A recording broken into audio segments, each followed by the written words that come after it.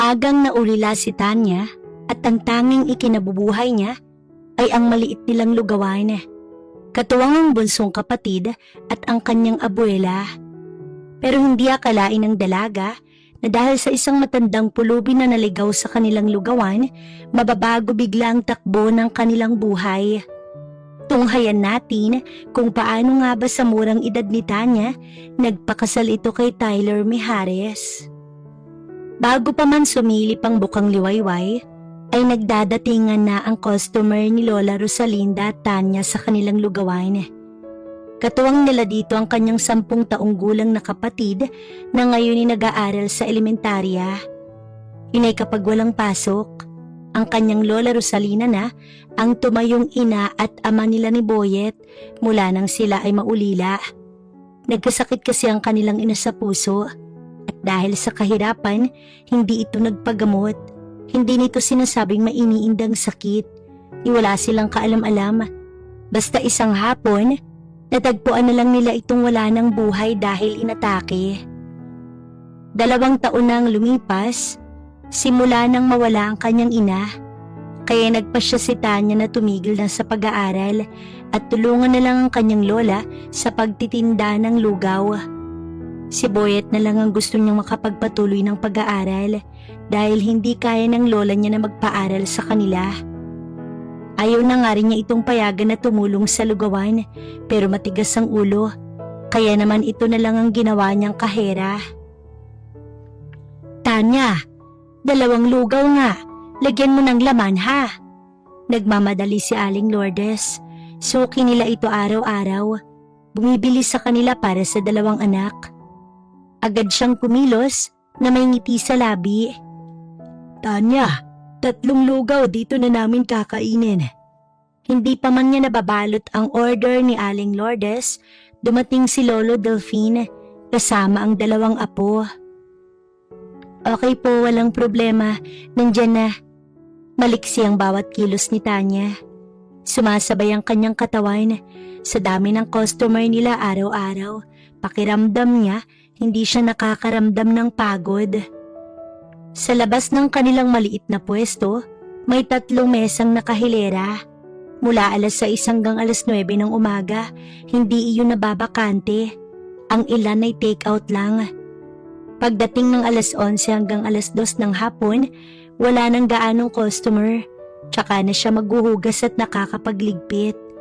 Konting pahinga at may paminsang-minsang customer hanggang sa maubos ang kanilang paninda.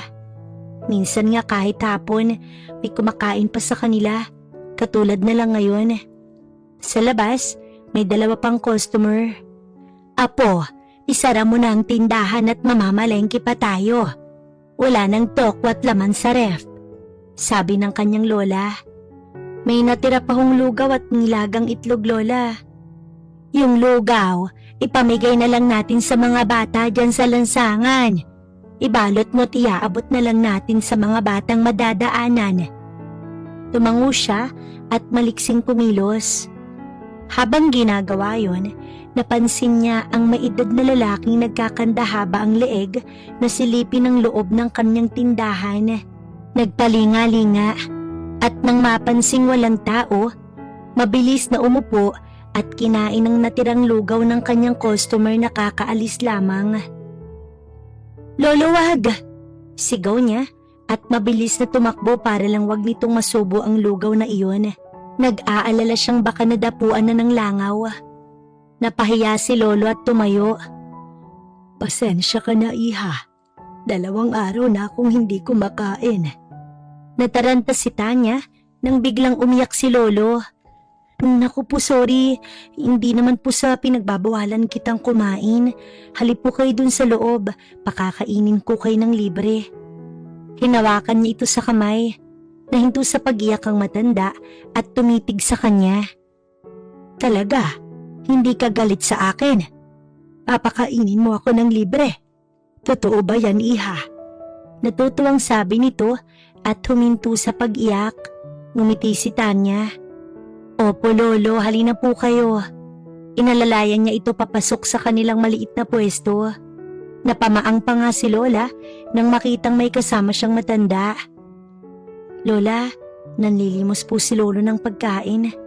Habang sinasandukan ay sabi niya, pinagmasdan ito ni Lola Rosalina.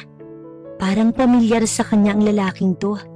Kamukha ito ng kanyang ex-boyfriend. Hindi lang sila nagkatuluyan dahil mayaman ang lalaki. Nang malaman ng mga magulang na nakipagrelasyon ito sa kanya, dinala sa Amerika ang lalaki. Kaya simula noon, hindi na sila nagkita. Nag-asawa siya ng iba. Nagkaanak ng 2 at heto, apo na lang ang kanyang kasama. Hayan Lolo ha, kumain na kayo. Sabi ni Tanya nang ilapag sa maliit na mesa ang isang mangkok na lugaw. Sa sobrang gutom ng matanda, naubos kaagad nito ang lugaw, hindi na halos alintana na mainit. Nakadama ng awa si Tanya sa matanda, pero natuwa din na naligaw ito sa kanilang lugawan para kasing wala na itong pamilya. Alejandro, ikaw ba yan? Tanong ng kanyang lola na nakatitig sa lolo. Natigilan naman ng huli at napatingin sa kanyang lola. Nagkatitigan ng dalawa ng matagal bago napatayo si lolo na gulat na gulat. Rosalina!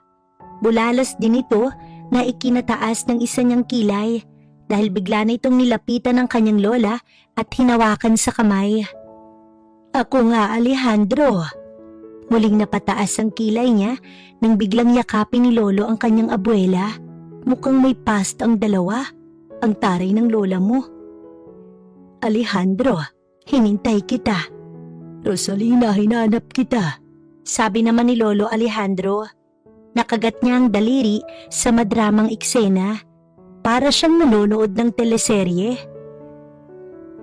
Rosalina, sorry hindi ako nakabalik kaagad.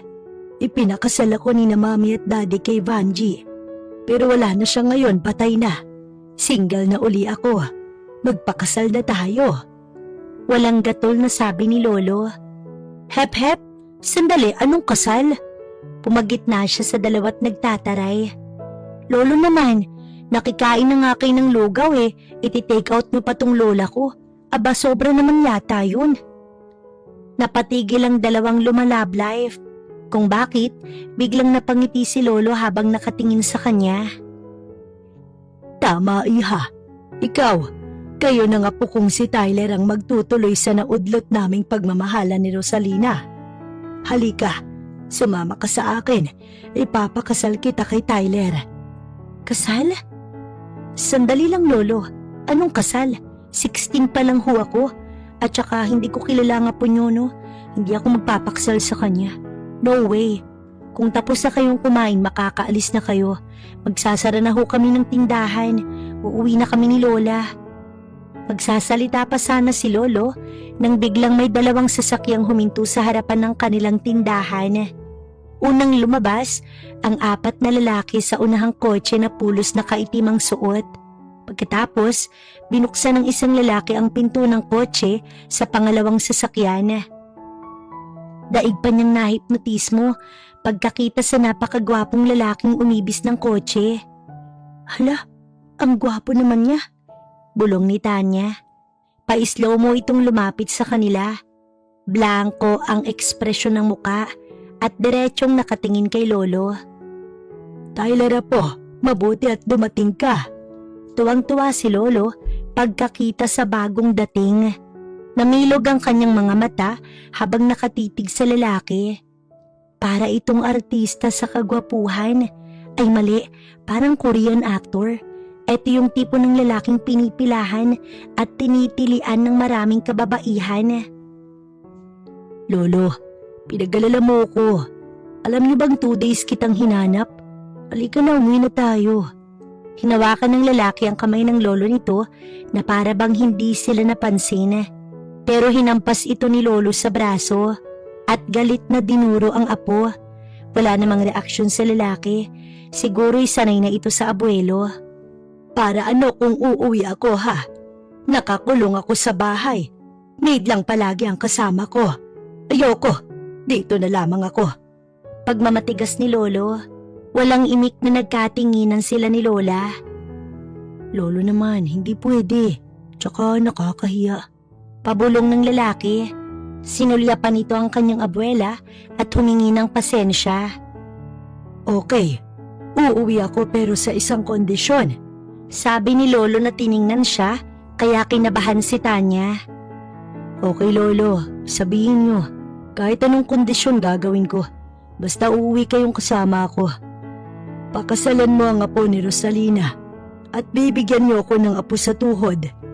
Yun ang kondisyon ko. So katakalaing kinuha ni Lolo ang kamay niya at iharap sa kausap nitong apo. Natigilan ng lalaki at napatingin sa kanyang mga mata. Habang siya, hindi maintindihan ng pagragasa ng kaba sa dibdib niya nang magtama ang titig nilang dalawa. Matapos itong makipagtitigan sa kanya, bumaba pa ang titig nito. Pinagmasdan siya nito sa suot niyang lumang bestida.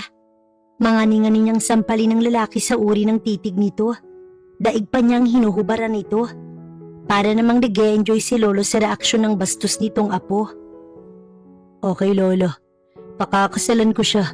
Then let's go. Walang ganang sabi nito na tumalikod. Mabuti kung ganoon. Hindi mo man lang bababatiin ang magiging asawa mo. Nakangiti si Lolo Alejandro. Sa totoo lang, gustong-gusto niyang magsalita pero hindi niya magawa. Halatang napipilitan lang naman kasi ang lalaki. Nilingon siya nito at hilaw ng ngumiti. Hi, I'm Tyler.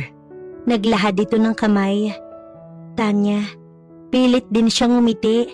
Ito na ang kumuha ng kanyang palad at marahang pinisil. Dama niyang siya'y pinagpapawisan. Bago umalis si Lolo at sumama sa apo, sinabi nito kay Lola na ipasusundo sila bukas at sa malaking bahay na titira.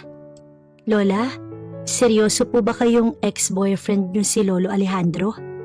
Oo apo, medyo sad story lang kasi hindi kami ang itinakda. Pero kahit si Alejandro ang first love ko, minahal ko pa rin ang lolo mo. Napakabait kasi niya kahit na hindi ko siya mahal. Sobrang mahal niya ako. Napangiti ang kanyang lola na para bang may binalikan sa alaala. Hinawakan niya ito sa kamay. Lola, ayoko pang magpakasal kay Tyler. Baka apihin niya lang ako. Apo, hindi naman kita pipiliting pakasal kay Tyler. At wala akong balak na sumama sa bahay na yun, no. Ayoko ng issue. Issue? Oo, apo. Aba, kahit matanda na ako at ex ko siya, hindi ako kaladyaring babae. Sakali mang nais pa niyang makipagbalikan sa akin, abay ligawan niya ako. Muntik niya nang maibuga ang iniinom na buko juice. Bumili kasi siya sa kanto. Pero sa huli napaisip siya. Tama naman kayo, Lola. Aba, hindi rin ako magpapakasal sa apo niyang si Tyler. Nakita niyo yun, Lola? Mukha siyang manyak. Tama, apo. Kung yung Tyler na yun ay pakakasalan ka, dapat niya muna akong ligawan bago ikaw. Dapat niya akong mapapayag na ligawan ka. Ganun ba yun, Lola? Sige ho, pero wag po sana kayo magpadala sa kagwapuhan ng Tyler na yun. Magpakipot din po kayo ng kaunti. Tumawa si Lola.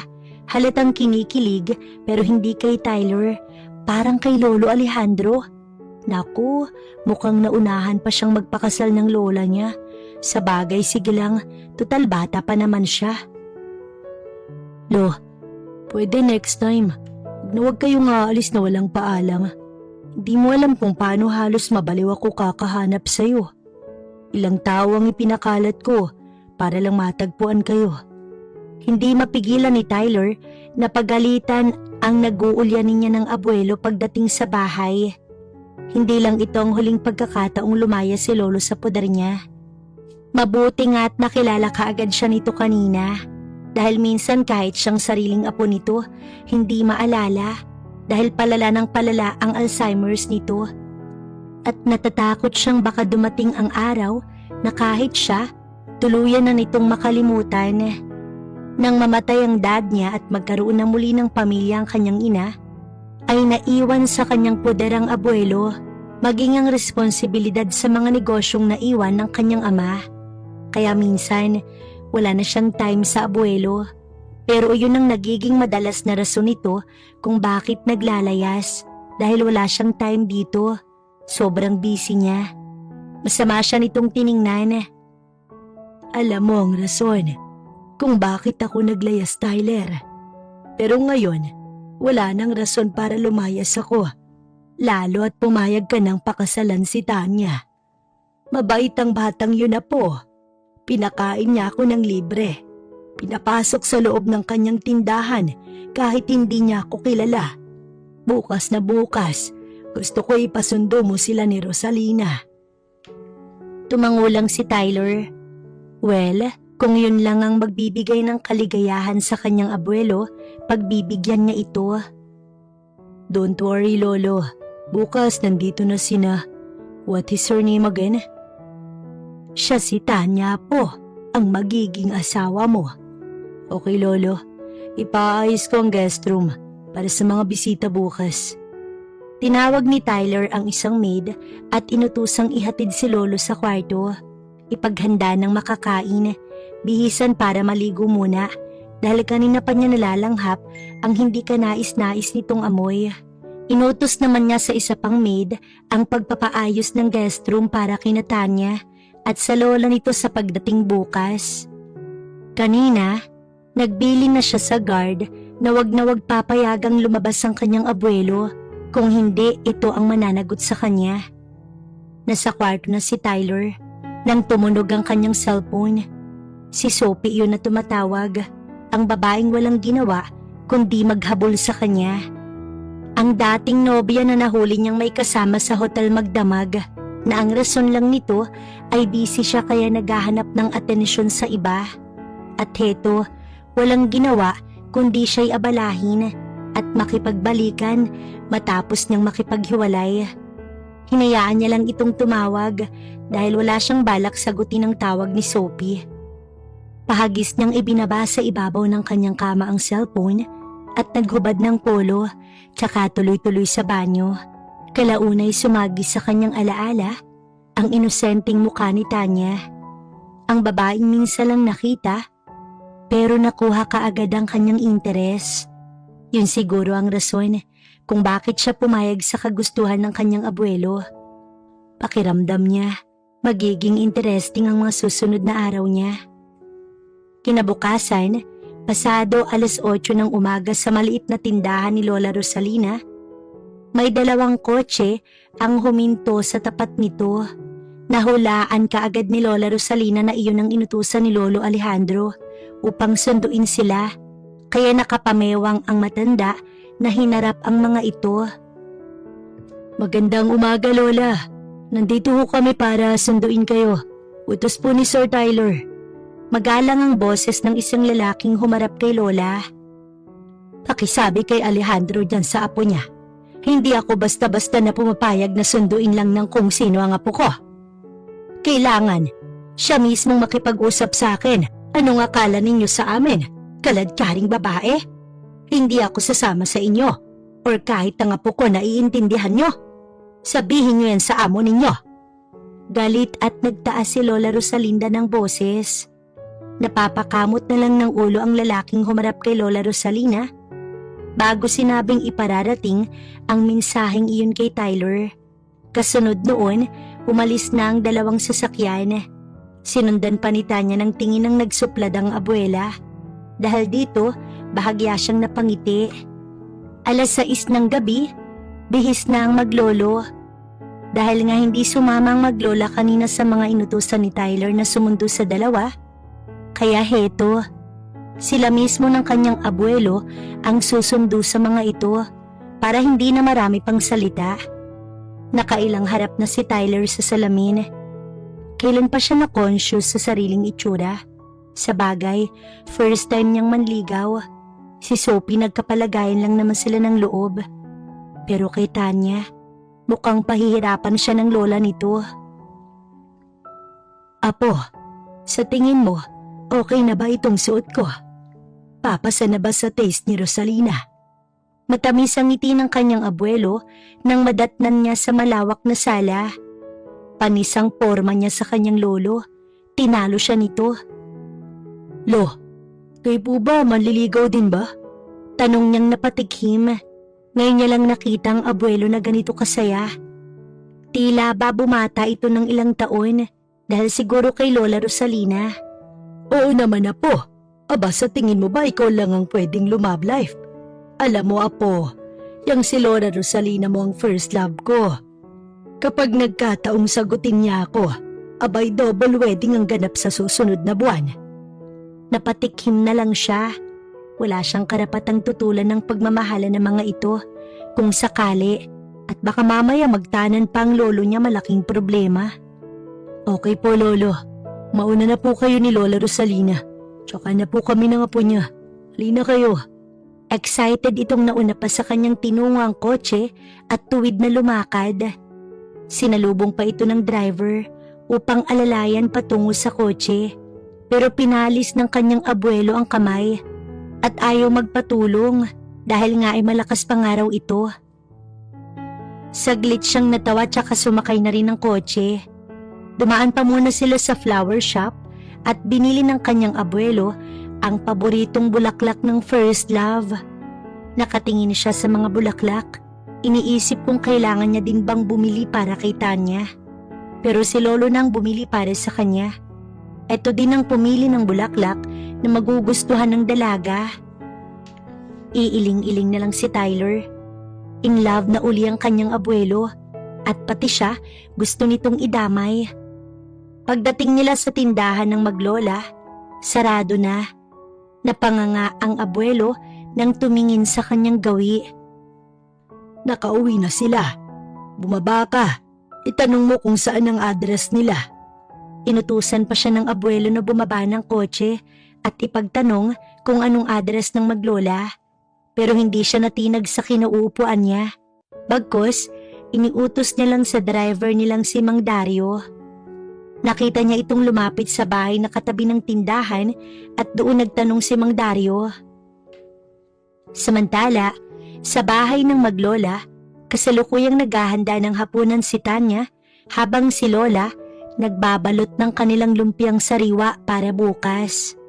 Binabalot na lang nito at inilalagay sa ref para bukas ipiprito na lang at ready to serve na. Si Boyet naman, abala sa mga assignments nito na nasa sala. Saktong nakahain na siya nang may kumatok sa pinto. Si Boyet ang nagbukas dahil ito ay mas malapit. "Lola, may naghahanap po sa inyo." Sabi ni Boyet sa kanila na ngayon, nasa maliit na nilang sala ang mga panauhin. Napatanga pareho ang maglola nang makita kung sino ang kanilang bisita. Si Lola mabilis na tinungo ang sala. Si Tanya naman, tinapos muna ang ginagawa bago sinundan ng abuela. Nakaupo na pareho ang panauhin sa sofa. Tanya, para nga pala sa'yo. Halatang napipilitan si Tyler na nag-abot sa kanya ng isang punpon ng bulaklak. Sinulyapan niya si Lola. Makahulugan. May bulaklak din itong hawak galing kay Alejandro. "Lola, akala ko ba mukha namang seryoso itong si Tyler?" Putol nito sa kanyang sasabihin at binalingan si Tyler. "Iho, seryoso ka nga ba sa apo ko? O talagang nandito ka dahil sinabi ng lolo mo?" Diretsong tanong ng kanyang lola. Siya talagang nahihiya sa mga nangyayari. "Yes, Lola." Tugon ni Tyler. Tsaka pa niya inabot ang ibinibigay nitong bulaklak at inanyayahan nitong umupo. Wala naman silang pinag-usapan ni Tyler, kundi kapwa lang sila nakikinig sa usapan ng dalawang matanda. Si Lolo, interesado na sumama sila sa mga ito ora mismo. Pero si Lola, sinabing hindi siya sasama hanggat hindi na ikakasal kay Tyler. Talagang pinanindigan ni Lola ang pagiging dalagang Pilipina nito at sinabing hindi rin siya magpapakasal kay Tyler hanggat hindi siya nito nililigawan. "Rosalina, hanggang ngayon ba'y pahihirapan mo pa rin ako? Ang gusto ko lang naman ngayon ang makasama ka. Hindi mo na kailangan pang magpakahirap, magtinda ng lugaw. Ako na ang bahala sa lahat ng pangangailangan nyo. Umayag ka lang sa kasal." Pagmamakaawa ni Lolo Alejandro. "Alejandro, Hindi ko naman sinabing pahihirapan ka. Nasa sayo naman yan kung ayaw mo. Eh di umalis ka. Kasalanan mo naman talaga kung bakit nag-asawa ko ng iba. Wala kang palabra de honor. Paninisi ni Lola. Nagkatinginan sila ni Tyler. Pero dahil hindi niya kayang salubungin ang titig nito, nagbaba siya ng tingin. Oo, kasalanan ko na, Rosalina. Kaya nga nandito ako sa harapan mo ngayon upang humingi ng tawad at ibalik yung dati sa ating dalawa. At kung hindi naman, ay itong mga apo na lang natin sana wag mong ipagkait na makasama ka.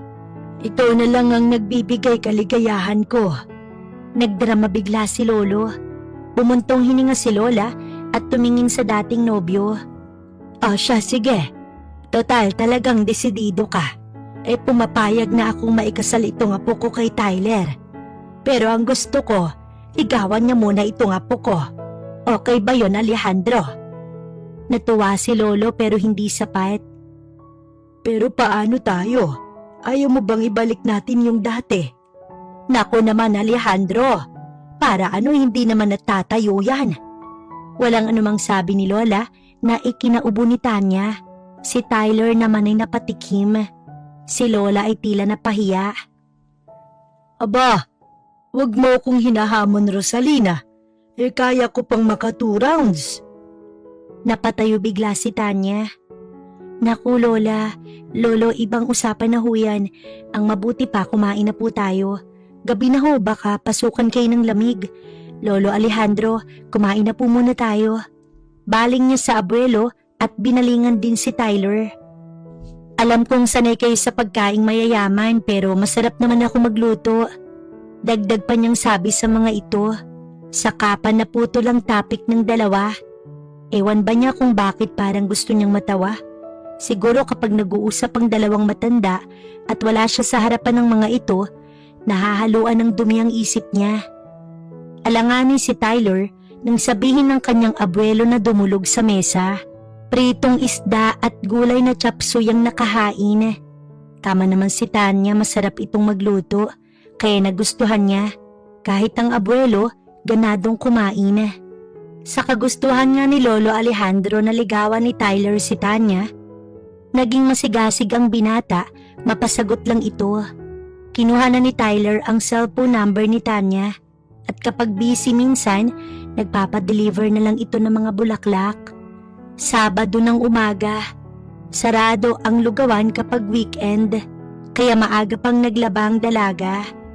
Hindi inaasahan ni Tanya, nadadalaw si Tyler sa araw na iyon. Narinig niya kasing pumarada ang kotse nito sa tapat ng munti nilang bahay. Dahil abala siya sa likod ng paglalaba, si Lola ang humarap kay Tyler. May kalayuan at maingay ang washing machine, kaya hindi niya dinig ang usapan ng dalawa. Nagulat na lang siya nang makita si Tyler na sumilip sa kanyang kinaroroonan. Tyler, anong ginagawa mo dito? Tutulungan kita. Kasama to sa panliligaw ko para mapasagot ka, Tanya. Ngumiti si Tyler, kaya lumabas ang pang-commercial nitong ngipin. Mas lalo pa yata itong naging gwapo sa kanyang paningin. Ngayon niya napansin na may hawig ito kay Lolo Alejandro. Kunwari ka pa, pero si Lola ang may gusto na tumulong ka. Alam mo, panuorin mo na lang ako. Hindi bagay sa'yo maglaba, ang gaganda ng kamay mo. Saglit niya itong sinulyapan habang naghahangon ng mga damit sa washing. Nagkibit balikat ito at lumapit sa kinatatayuan niya. Saglit siyang tinitigan. Honestly, ginagawa ko to para kay Lolo. 5 years nang mag-start siyang maboard sa buhay. There was a time na tulala siya kapag nag-iisa. Mostly, naglalayas at hindi niya na ako makilala. Dumating na nga sa point na natakot ako sa maaaring mangyari sa kanya. But because of you and Lola Rosalina, ang laki nang nagbago kay Lolo. Kung ito lang ang paraan upang maging maayos si Lolo, then gagawin ko. Mataimtim naman siyang nakikinig, bagkos aliw siyang nakatitig sa bawat pagbuka ng labi ni Tyler. Alam mo, pareho tayo. Para sa ikaliligaya ni Lola gagawin ko. Kung ganun, Tanya, sinasagot mo na ako. Payag ka nang magpakasal sa akin. Let's do this for them. Sa tono ni Tyler, para bang nakikipagsundo ito sa kanya. Pareho sila ng hangarin para sa ikaliligayan ng kanilang mga mahal na lolo at lola. Pero Tyler, 16 pa lang ako. Di ba napakabata ko para magpakasal? It's okay. Pakasalan mo ako. Pagpatuloy mo ang pag-aaral mo. Pagpatuloy mo ang pagsusumikap mo. Tuparin mo ang mga pangarap mo sa buhay. I'll be right beside you. Supporting you through it all. Believing you in every step of the way. Hindi na malaya ni Tanya na hawak na pala ni Tyler ang palad niyang may sabon. Nahuli niyang sariling nakatitig sa gwapong lalaki. Hindi siya makapagsalita. Ano ba dapat niyang sabihin? Yes na ba? Or magpapakipot pa ng kaunti? Pero naalala niyang sinabi ng abuela na dapat hindi sila kaladkaring babae. Kaya nagpakipot muna siya ng kaunti. Bawal yes agad. Pero binigyan naman niya ng pag-asa ang lalaki na ipinagpasalamat naman ito.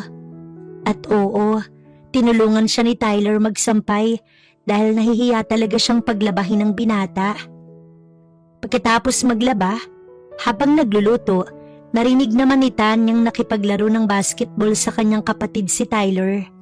Napapasilip pa siya sa bintana dahil ang saya-saya ng mga ito sa labas. Yun pala, may ibang bata na sa loob ng kanilang bakuran na nakikipaglaro kay Tyler. Ang galing pala nitong maglaro ng basketball. Hindi tuloy mawala sa labi ni Tanya ang matamis na ngiti habang nakasilip sa bintana. Maya-maya, nagulat siya sa boses ng kanyang abuela sa likuran niya. Lola naman, nakakagulat kayo. Ano? In love ka na ba kay Tyler? Sinagot mo na ba siya? Lola, alam niyo po bang may Alzheimer si Lolo Alejandro? Alam niyo po ba na nung araw na naligo siya sa tindahan natin, 2 araw na siyang hinahanap ni Tyler? At maaaring bukas makalawa, makalimutan niya tayo maging si Tyler. Lahat ng nakapaligid sa kanya. Sa totoo lang, nung ikwento sa kanya ni Tyler ang tungkol sa bagay na yun, natakot din siya. Nag-alala. Alam niya kasing masasaktan si Tyler. Alam ko yun na po. Pwede ngang sa akin mangyari yun. Kung ganoon Lola, bakit hindi niyo po pagbigyan na sumaya si Lolo? Sayang po kasi yung mga araw na hindi kayo nagkakasama. May punto ka, Apo. Pero hindi ako nagmamadali. Kailangan ko munang pag-isipan ng mabuti para wala naman akong pagsisihan sa huli. At ikaw, dahil bata ka pa, mas lalong dapat mong pag-isipan ng pagpapakasal kay Tyler. Pagmamatigas ng kanyang abuela. Lola, kung magpapakasal man ako kay Tyler, desisyon ko po yun, hindi kita sisisihin. Basta wala akong rason para tanggihan siya. Mabait si Lolo Alejandro at si Tyler. Kung ganoon, nakapag-desisyon ka na ba, Apo? Pumapayag ka na bang magpakasal kay Tyler? Bahagyang nag-alala ang boses ni Lola. Nang tumango siya, napaiyak ito at agad siyang niyakap. Alam ni Tanya na ayaw pa siya nitong mag-asawa dahil nga hindi pa niya gaanong kilala si Tyler. Sa totoo lang, para sa kanyang abuela at kay Lolo Alejandro ang pagpayag niyang yun. Matapos niyang sagutin ang panliligaw ni Tyler, ay inihanda na nga nila ang kasal. Ganoon din kay Lolo Alejandro at Lola Rosalina. At ngayon, nakatira na sila sa mansyon. Hindi na sila nagtitinda ng lugaw, kaya nalungkot ang kanilang mga customer. Pero sa bawat araw na nakikita ni Tanya ang kanyang abuela na masaya kasama si Lolo, ay napakasaya na din niya. Kung may nagawa man siyang mabuti, yun ay maging Mrs. Mijares. Naging private ang kasal ng mga lolo at lola kasabay ng kasal ni na Tyler at Tanya. Iilan lang ang panauhin ng mga Mijares. Kahit ang ina ni Tyler hindi nakadalo dahil nagkataong nasa ibang bansa. Pero ipinaabot na lang sa anak at manugang ang pagbati. Maging kina lolo at lola na hindi naman ito tinutulan. Naging bukas ito para sa kaligayahan ng dating biyanan. At ang kasalang underage at overage ay naging matagumpay. Kinatuwaan ng pari ang naging kasalang yun dahil sa pagiging kwela ng dalawang nagmamahalan na sina lola at lolo hanggang sa I now pronounce you husband and wife. You may now kiss the bride. nakangiti ang pari sa dalawang pares na ikinakasal. Alejandro, huwag ka nang magkiss at baka matanggal ang pustiso mo. Saway ni Lola at tinakpan ng labi. Hindi maiwasang magtawanan ng mga bisita sa kanilang likuran. Pati si Tyler, napangiti na lamang. Ang bihira ka naman, love. Pagkakataon mo nang matikman muli ang mga halik ko, aayaw ka pa. Buwelta ni Lolo. Maging ang pari ay napatawa. Nawala ang seryosong reaksyon sa mukha nito. Oh, paano naman kapag itong pustiso ko ang natanggal, aber? Hirit ni Lola. Sige, sa noo na lang kita hahalikan, my love. Pambihirang buhay to, oo. Napakamot sa napapanot na bunbunan si Lolo. Sige, tama yan. Inilapit ni Lola ang pisngi kay Lolo pero naghiyawan ng lahat ng bisita. Dahil nagnakaw talaga ng halik si Lolo sa labi ng minamahal. Kaya napahiyaw si Lola sa gulat na akala mo ito yung 16 years old pa lamang. Tuwang-tuwa si Lolo na niyakap si Lola. Kumuro ang palakpakan at tawanan matapos mapanood ang successful na kasalan ng nagbibinata at nagdadalagang senyor. Habang sina Tyler at Tanya, pareho na lang nakangiti sa sayang nararamdaman para sa kanilang abuelo at abuela. Matapos ang seremonya ng kasal na naging sentro ng atensyon ng dalawang matanda, ang mga bisitang dumalo sa kasalang yon, halatang aliw na aliw. Ang kanyang kapatid na si Boyet, tahimik lang na nagmamasid pero masaya din. Sa venue sila tumuloy at makikitang walang kapaguran si Lolo. Ang abuela niyang 62 years old pa lang naman, malakas pa dahil nga sanay ito sa trabaho. Kahit nga maghapon sila sa lugawan, tila ba hindi ito napapagod. Lalo pa ngayong inspired ito pareho. Naging masaya ang maghapon ng lahat hanggang sa maghiwa-hiwalay pagsapit ng gabi. Sa loob ng kotse, habang pauwi na, tahimik si Tyler at Tanya. Ang dalawang matanda naman, nasa kabilang sasakyan. Happy? Tanong sa kanya ni Tyler. Nilingon niyang may ngiti sa labi ang asawa. Salamat, Tyler. Sa halip ay sagot niya. Humarap ito ng bahagya sa kanya. Thank you for what, Tanya? Kasi naging pareho tayo ng purpose sa kasalang to. Siguro, dapat ako ang mag-thank you sa'yo, Tanya. Nakita mo ba kung gaano kasaya si Lolo kanina? It feels like he has never felt this kind of happiness in all his life. At hindi mangyayari yun kung hindi ka pumayag na magpakasal sa akin. May ngiti sa labing sabi ni Tyler. Tumango siya bilang tugon at nakipagpalitan ng ngiti kay Tyler. Pagdating sa malaking bahay, diretso sa kwarto ang dalawang matanda na kahit pagod, nababakas ang parehong saya. Good night, ate, Kuya Tyler. Si Boyet na tumuloy din sa kwarto at sila ni Tyler hindi niya malaman kung sa kwarto nito or sa guest room matutulog. Pero bumukas ang pinto. Tanya, iha, saan ka pupunta? Tanong ni Lolo Alejandro. Lolo, sa guest room. Bakit sa guest room? Mag-asawa na kayo ni Tyler. Dapat lang na magsama na kayo sa iisang kwarto. Apo, bilisan niyong gumawa ng apo ko sa tuhod, ha? Sabi nitong pilyong ngumiti. Nilapitan si Tanya at ipinagtulakan sa loob ng kwarto. Kasunod ay si Tyler. Bakit yung si Lolo hindi napagod kanina sa kasal? Akala ko matutulog na. Nakasimangot si Tanya. Don't worry. Kung hindi mo gustong katabi akong matulog, sa sahig na lang ako hihiga. Ha? Wag na, Tyler. Malamig sa semento, baka magkasakit ka. Hindi naman ako malikot matulog kaya okay nang tabi tayo. Paglabas ng banyo ni Tanya, bakante ang kwarto. Wala si Tyler. Napakunot ang noo niya. Nasaan na kaya ito? Dinig niyang pumasok ang assistant ni Tyler sa mini office ng lalaki kaya napasilip siya sa dalawa. Nagbihis lang pala si Tyler. At ngayon, nakaharap na ito sa trabaho. Kasalukuyang kausap nito ngayon si Alex. Kahit pala gabi na, Nagtatrabaho pa rin si Tyler sa halip na matulog na. Ilang segundo pa siyang nakatayo at nakasilip sa nakaawang na pinto. Kung hindi pa nakita si Alex na palabas ng silid, hindi pa siya magkukumahog na tumalikod.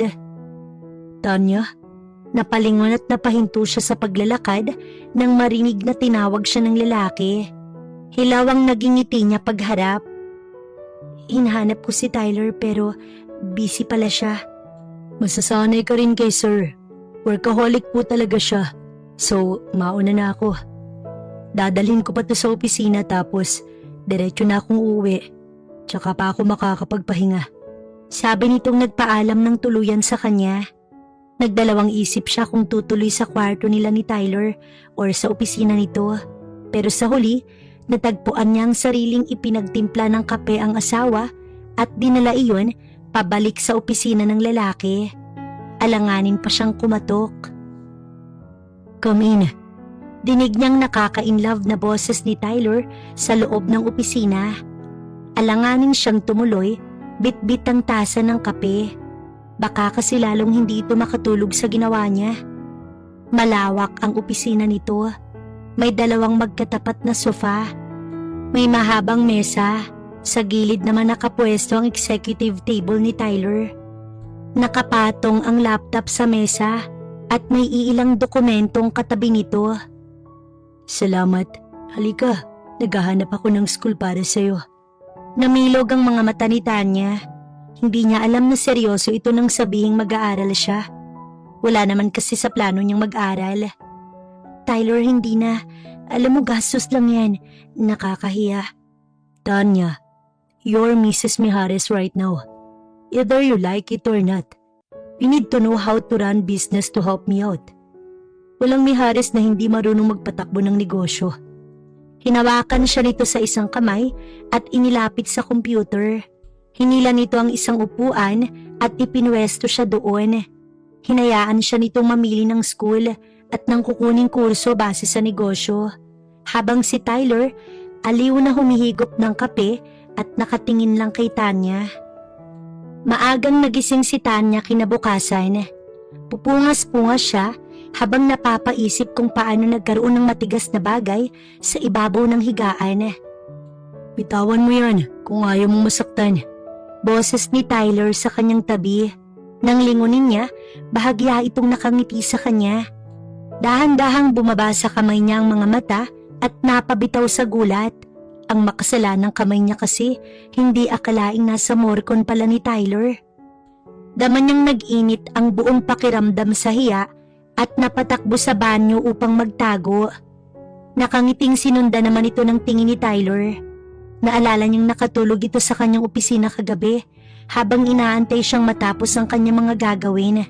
Kaya naman, binuhat niya ito papasok sa kanilang kwarto. Good morning mga apo. Nasa harapan na sila ng mesa ni Tanya nang masayang dumulog ang dalawang magsing irog at magka-holding hands pa. Abala ang maid sa pag-aasikaso ng kanilang almusal. Kapwa nilang binati ang dalawang matanda. Lo, alis kami ni Tanya. Asikasuhin namin ang pagbabalik eskwela niya. Kung may lakad kayo ni Lola, gusto niyong mag-shopping, mamasyal or whatever you want to do both. Nandiyan naman si Mang Dario. Siya nang bahalang maghatid sa inyo. Ani Tyler. Apo, wag mo na kaming alalahanin ng lola niyo. Ako nang bahala sa gagawin namin ngayong araw. Sweetheart, ikaw nang bahala, okay? Baling ni Lolo Alejandro kay Lola. Alejandro, naisip kong ibalik ang lugawan. Nalulungkot kasi ang mga customer namin doon. Hinahanap-hanap nila. Okay lang ba na ipagpatuloy ko yon? Isa pa, hindi ako sanay na walang pinagkakaabalahan. Pakiusap ni Lola. Ngumiti si Lolo Alejandro. Tila may magandang naisip bago tumingin kay Tyler. Apo, gusto kong ipaayos mo yung lugawan. Mag-hire ka ng 3 assistant ni Rosalina. Ayokong mapagod ang love ko, pero kung yan ang gusto niya walang problema. Utos ni Lolo Alejandro kay Tyler. Tumango si Tyler at tinawagan ng assistant na si Alex upang humanap ng gagawa para mapaayos ang pwesto ni na Lola. agad din iyong isinaayos ni Alex. Para sa ibang bagay, si Lolo Alejandro na ang bahala doon. Dahil dito, tuwang-tuwa si Lola Rosalina na ipinagpasalamat kay Tyler maging kay Lolo Alejandro dahil ayaw talaga nitong iwan ng negosyo na napamahal na sa kanila. Kahit si Tanya, lihim na natuwa. Napakabuti kasi ni Lolo Alejandro maging ang apo nito. Tyler, salamat apo, sabi ni Lola na masayang-masaya ng sulyapan ito. You're welcome, Lola. Ngiti ni Tyler sa matanda. Tahimik si Tanya na puno ng paghangang nakatitig sa asawa. Napakabuti ni Tyler kaya hindi niya pinagsisihan na nag-asawa ng maaga. Sa umagang yon, sinamahan siya ni Tyler sa admission office ng school na napili niya kung saan nais mag-enroll. Then, hihintay na lang nila ang result na ipapadala sa email ng kanyang asawa kung applicable siya para sa school na yon. Tyler, salamat. Ani Tanya, pagbaba ng kotse ni Tyler nang ihatid siya nito. Medyo nahihiya pa si Tanya sa asawa. Hindi lang siya sanay na magkasama silang dalawa, bukod pa sa nangyari kaninang umaga. Tumango si Tyler at hinaplos ng isang daliri ang kabila niyang pisngi. Magpahinga ka. Kailangan kong pumasok ng opisina. Bye. Sabi nito at isinara na ang bintana ng kotse matapos kumaway sa kanya. Sa loob, nakasalubong niyang katulong at sinabing wala ang mag-asawa. Magkasama ito upang ipaayos ang tindahan. Dahil wala siyang magawa sa loob, ayaw naman niyang matulog. Nag-ikot-ikot na lang siya sa loob ng bahay. Ganto pala ang pakiramdam ng nakatira sa malaking bahay at nag-iisa. Walang kausap. Ngayon niya naunawaan kung bakit nagpa siyang maglayas noon si Lolo. Totoong nakakainip sa loob ng bahay. Nang magsawa sa kakaikot, tumulong siya sa maid sa gawaing bahay. Nilinis niya rin ang kwarto nila ni Tyler. Lola, nasa na ba kayo ni Lolo? Mag-isa lang ako dito sa bahay. Hindi siya nakatiis, tinawagan ng abuela. Mabuti pa ito kasama si Lolo ngayon. Hindi naman sila pwedeng palaging magkadikit na lang ni Tyler at busy itong tao. Marami itong responsibilidad. Apo, nasa tindahan kami ng lolo mo at pinagagawang tindahan. Huwag ka na lang pumunta dahil pauwi na rin kami. Maingay ang paligid sa background ng boses nito. Napabuntong hininga siya. Ibinaba ang linya. Hindi rin siya sanay na mag-isa. Nasa school din kasi ang kapatid niya at mamayang hapon pa ito uuwi. Kaya sa tanghalian, sumabay siya sa mga katulong. Ang lungkot lang kumain mag-isa. 5:00 ng hapon, umuwi si Tyler kaya hindi mapigilan ni Tanya ang sarili at patakbong yumakap sa asawa. Heto hapon na. Wala pa ang lola niya. Nag-ikot pa yata kasama si Lolo kaya nakalimutan ng umuwi ng maaga. Natigilan naman si Tyler sa ginawa ng asawa. Napangiti na lang at tinapik ito sa braso.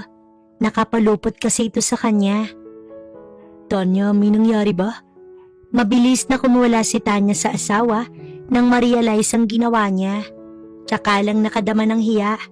Ba't ganun? Hindi niya mapigilan ang sariling yumakap sa lalaki. Natuwa lang naman siya nang makita ito at napahiya dahil may kasamang babae si Tyler na ngayon niya lang napansin na masamang nakatingin sa kanya.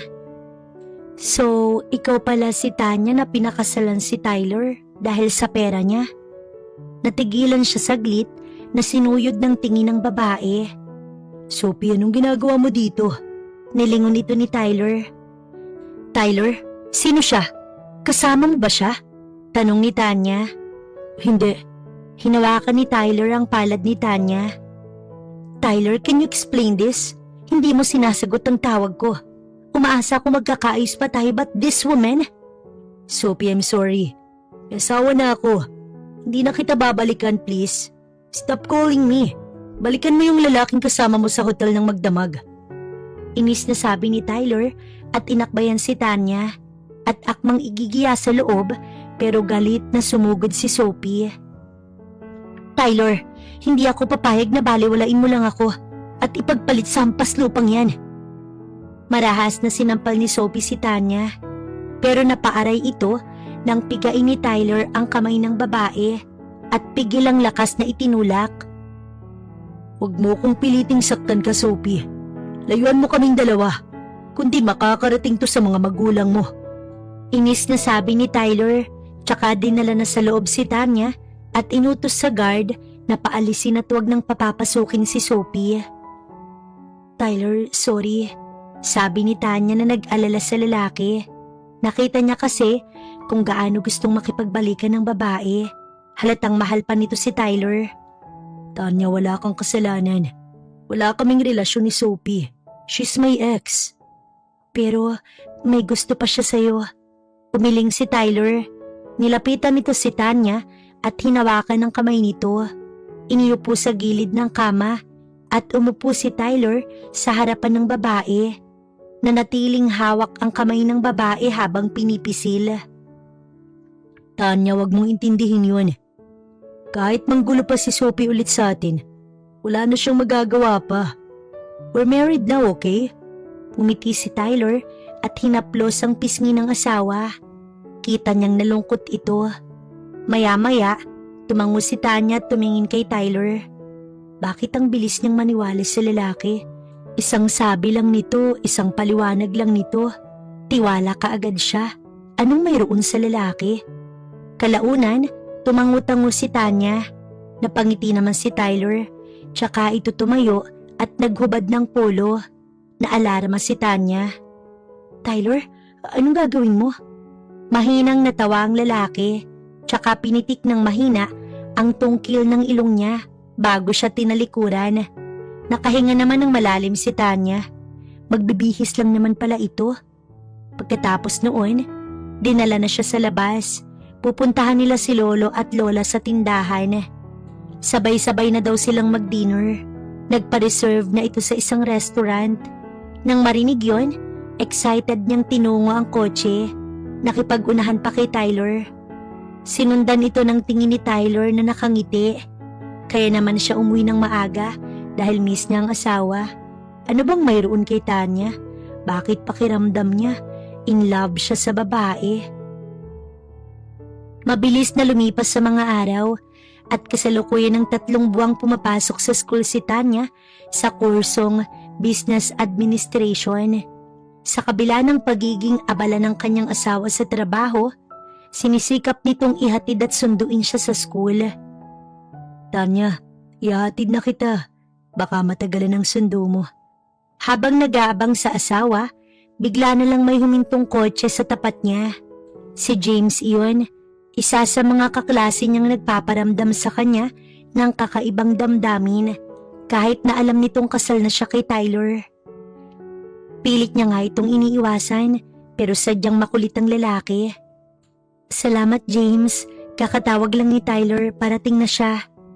Bumaba ito ng sasakyan at nangulit pa. Sabihin mo na lang na ihahatid na kita. Sorry talaga James, hindi pwede. Mauna ka na. Sa di kalayuan, nakatanaw si Sophie. Plano kasi nitong pag-awayin ng mag-asawa hanggang sa magkahiwalay. Binayaran niya si James dahil gwapo ang lalaki. Maaaring magkagusto rito si Tanya. Tingin ba ni Tyler, kaya siyang higitan ng babaeng yun? Kung hindi lang siya nagpigil, baka sinugod niya ng babae at sinabunutan. Pero syempre, ayaw niyang magalit sa kanya si Tyler. Kailangan niyang manatiling mabango ang kanyang pangalan sa lalaki. Sinabi ni James na tawagan na lang niyang asawa at huwag magpasundo. Sorry talaga James. Oh, nandiyan na pala siya. Sabi ni Tanya na sobrang tuwa ay napatakbo upang salubungin ang kanyang asawa. Malayo pa tanaw na ni Tyler ang lalaking kausap ni Tanya. Hindi siya maaaring magkamali. Umaaligid sa asawa niyang lalaking to. Sinundan pa nito ng tingin si Tanya nang siya'y salubungin. Sino yun? Ininuso ni Tyler ang lalaking nakatanaw sa kanila sa di kalayuan. Although nababasa niya ang tingin nito, lalaki siya't nararamdaman niyang may kahulugan yun. Si James Benesha, kaklase ko. Nagpresentang ihatid ako pero tinanggihan ko. Paliwanag ni Tanya. Tumango lang siya't inalalayang sumakay ang asawa. Minsan pang sinulyapan ni Tyler ang lalaki bago nagmaniobra. Jameson Benesia. Tinandaan ni Tyler ang pangalan na iyon ng lalaki. Pagdating sa bahay, habang nagbibihis ang asawa sa kwarto, tinawagan ni Tyler si Alex at inutusan upang i-background check ang James Benesia na ito. Sir, sino po ang lalaking to? Tanong ni Alex sa kabilang linya. Nakita ko siyang kausap ni Tanya kanina. Nagsiselos ba kayo, sir? What? Kahit sa sarili nagulat si Tyler. Bakit nga ba naging interesado siya sa lalaking to? Of course not. I just want to find out what sort of person my wife is dealing with and what their intentions towards Tanya. Paliwanag niya kay Alex kahit na hindi naman niya kailangang mag-explain. Bakit defensive kayo, sir? Nainis si Tyler. Baka gusto mong hindi kita bigyan ng bonus this year. Sir, nagbibiro lang naman ako. Sorry na. Ora mismo, i-background check ko ng Jameson Benesia na to. Good. Inirapan niya ito kahit na hindi naman ito iyon makikita bago pinatay ang linya. Tsaka siya lumabas ng kanyang opisina at tinungo ang kwarto nilang mag-asawa. Opening kanina sa lugawan matapos ng renovation, kaya naging abala ang kanyang abuelo kasama si Lola Rosalina at magpahanggang ngayon wala pa ang dalawa sa bahay, kaya silang mag-asawa lang ang sabay na nag-dinner. Tyler, bukas nga pala wag mo na akong sunduin ha. Maaga ang out ko. Tutuloy na ako sa lugawan. Gusto ko makita ang bagong pwesto ni Lolo at Lola. Sabi ni Tanya nang magsimula na silang kumain. Tanya, may usapan tayo, di ba? Ako ang susundo sa'yo kahit anong oras pa yan. Kay maaga or gabi. Maliban na lang kung nais mong magpahatid sa iba. Napatitig si Tanya sa asawa dahil sa tono nito. Para kasi itong nagtatampo. Nilapitan niya si Tyler at pinisilang magkabilang pisngi. Alam mo, hindi bagay sa'yong magtampo. Sobrang gwapo mo kasi, Tyler. Hindi niya ito tinigilan hanggat hindi niya napapangiti ang asawa. Pero sobrang seryoso nitong siya'y tinitigan. Tanya, I think mahal na kita. Bulong ng isip ni Tyler. Pinigilan ng kamay ng asawa sa ginagawa nito at ibinalik sa pwesto.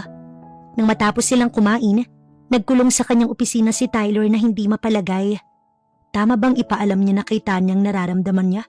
Or kung mas tamang itago na muna? Halos 2 oras siyang nanatili sa kanyang opisina bago siya lumabas. Nagulat siya nang hindi madatnan sa kanilang kwarto si Tanya. Saan kaya ito nagpunta? Wala naman sa banyo. Naisip niyang baka nasa labas. Sa sala, nadatnan niya ang maid kaya naisipan niyang itanong kung nakita ba nito si Tanya. Sir, nasa swimming pool po si ma'am. Nakadama siya bigla ng excitement. Tumango siya sa maid at malalaki ang hakbang na tinungo ang asawa sa pool.